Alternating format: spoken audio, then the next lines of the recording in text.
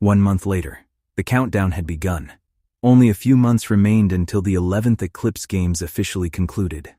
The entire galaxy watched the remaining contestants obsessively. Every movement, every challenge, every rumor, every possible sighting of Lord Rain. Yet for Reach, life continued. For once, that wasn't a bad thing. The wars had slowed. House Dawnfall was flourishing. The mutants were recovering. The Empire was stable, and children were being children. That last one happened to be what Kenny was currently watching. He stood beneath the shade of a large training pavilion overlooking one of Reach Prime's youth academies. Hundreds of children trained across dozens of fields. Some practiced fitness, others learned strategy, others studied survival skills. And on one particular field, 3 girls were causing absolute chaos: Aurora, Ellie, and Plum. The trio had become inseparable. Ever since Plum's return to Dawnfall, Aran and Plum's mother had both independently reached out to Reach. Their request had been simple: train them.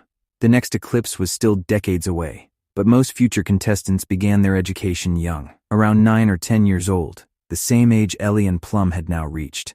Aurora was younger than both of them, several years younger.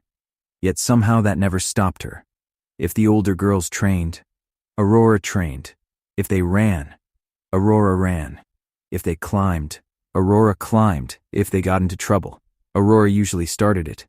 Kenny smiled as he watched them. Ellie was the tallest, confident, energetic, competitive, the sort of child that always wanted to win. Plum had changed the most. The difference between now and the frightened little girl Kenny had brought back from Reach was staggering. Her hair had grown back, not fully, not long like Ellie's, not flowing and beautiful like many girls her age, but enough to brush, enough to style, enough to make her smile when she saw herself in mirrors, enough to restore confidence, and that confidence showed. She laughed more, spoke more, carried herself differently. The trauma still existed, everyone knew that, but now it was healing. Meanwhile, Aurora was currently hanging upside down from a climbing rope while explaining something very important to the other 2 girls. Nobody listening seemed to understand what it was, including her. The instructor pinched the bridge of his nose. The man had clearly reached the point in his career where he questioned every decision that had led him here. Kenny laughed quietly. The instructor noticed. "You think this is funny? I absolutely do. They are impossible. They're children. They're demons." Kenny looked toward the girls. Aurora immediately spotted him. "Dad!" The shout echoed across the training grounds. Every student looked over. Every instructor sighed. Aurora immediately waved both arms. Ellie and Plum followed. The 3 girls practically sprinted toward him. The instructor looked exhausted. Kenny smirked. "You know," the teacher pointed. "If you're here, another point. You can help." Kenny grinned. "Can I?" The teacher folded his arms. "Please." The girls immediately became excited. Aurora's eyes widened. "Dad?" Ellie gasped. "No." Plum covered her mouth. "No way." The instructor stepped aside dramatically. "Class." He pointed toward Kenny. "You have a substitute."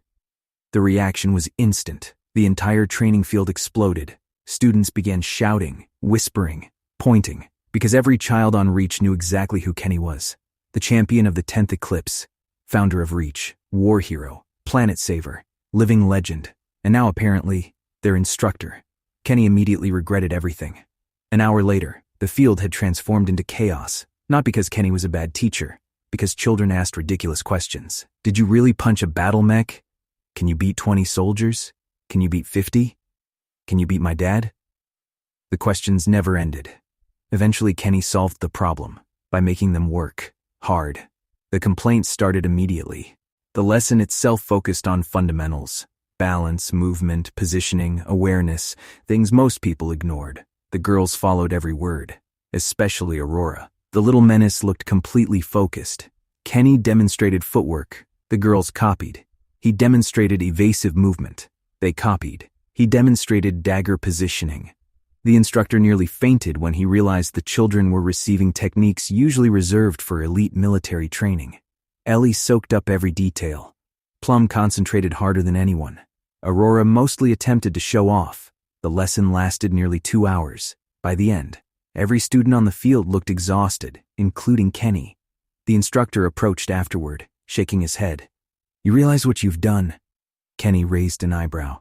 No? The instructor pointed toward the girls. They're going to be unbearable. Across the field, children surrounded Aurora, Ellie, and Plum, bombarding them with questions, because now they possessed something nobody else did.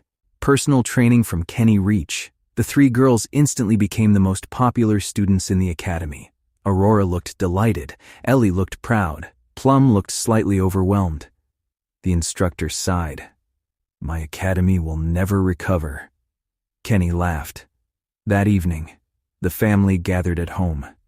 The sun slowly descended toward the horizon. Aurora sat between Celine and Darius while proudly describing every moment of the training session. The story somehow became more exaggerated every time she told it. By the fifth retelling, Kenny was apparently fighting 30 pirates while teaching. Nobody corrected her. Darius smiled warmly. The old man genuinely looked happy. You were impressive today. Aurora immediately sat straighter. Really? Really. The older man nodded. Strong. Aurora grinned. Yep. Fast. Another grin. Yep. Confident. Aurora nodded enthusiastically. Then Darius smiled. And you're becoming quite beautiful too. Aurora blushed immediately. Celine instantly pointed. There. Everyone looked at her. The queen folded her arms dramatically. That's exactly the problem. Aurora groaned. Mom. Celine ignored her. No. She pointed toward Kenny. This, another point toward Aurora. This child is entirely too beautiful to be fighting in an eclipse. The room laughed.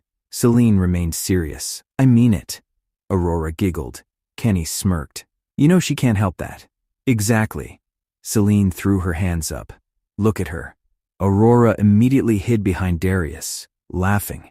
Celine shook her head. The 12th eclipse is 20 years away. Another point. 20 years. She looked horrified. Do you know how beautiful she's going to be by then? Nobody had an answer. Aurora found the entire discussion hilarious. Darius chuckled. I think she'll be fine.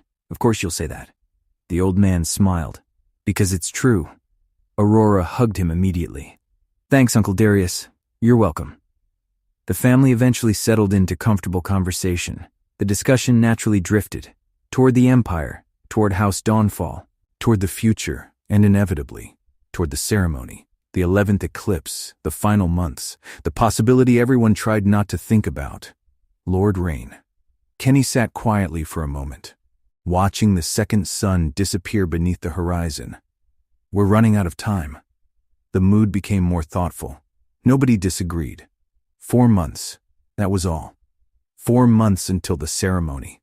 4 months until the winner stood before the Emperor. 4 months until Kenny finally discovered whether his father would survive the games. Celine reached over and squeezed his hand. A simple gesture. But enough. Kenny smiled. The girls continued laughing nearby. Aurora, Ellie, Plum, the next generation. Playing games, arguing over training, planning sleepovers, living normal lives. Exactly the kind of future Reach had fought to build. As darkness slowly settled across the city, Kenny found himself looking toward the stars, somewhere out there. Lord Rain was still hunting, still surviving, still moving